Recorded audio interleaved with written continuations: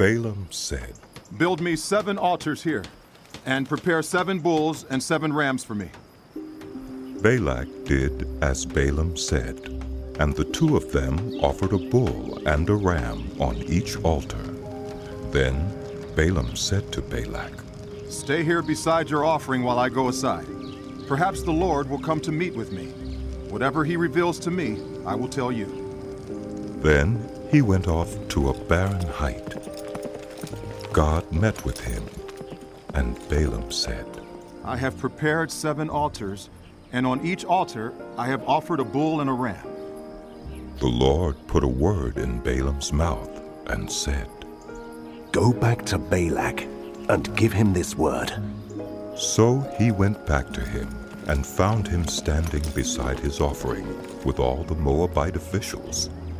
Then Balaam spoke his message. "Balak brought me from Aram, the king of Moab from the eastern mountains. Come," he said, "curse Jacob for me. Come, denounce Israel. How can I curse those whom God has not cursed?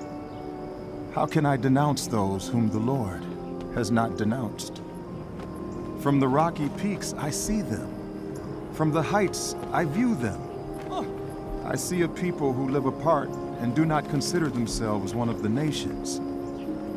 Who can count the dust of Jacob, or number even a fourth of Israel? Let me die the death of the righteous, and may my final end be like theirs." Balak said to Balaam, "What have you done to me? I brought you to curse my enemies, but you have done nothing but bless them." He answered. "Must I not speak what the Lord puts in my mouth?" Then Balak said to him, "Come with me to another place where you can see them. You will not see them all, but only the outskirts of their camp. And from there, curse them for me." So he took him to the field of Sophim on top of Pisgah, and there he built 7 altars and offered a bull and a ram on each altar. Balaam said to Balak, "Stay here beside your offering while I meet with him over there." The Lord met with Balaam and put a word in his mouth and said, "Go back to Balak and give him this word."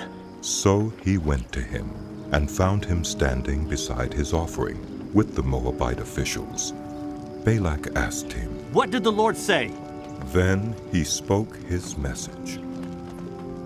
"Arise, Balak, and listen. Hear me, son of Zippor.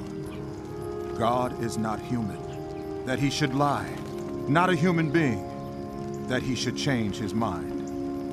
Does he speak and then not act? Does he promise and not fulfill?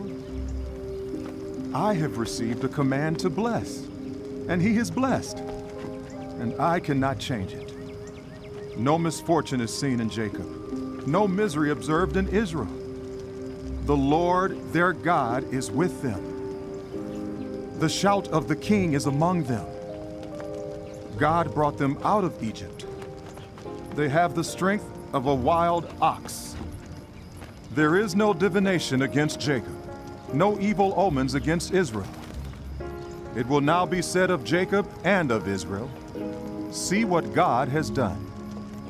The people rise like a lioness.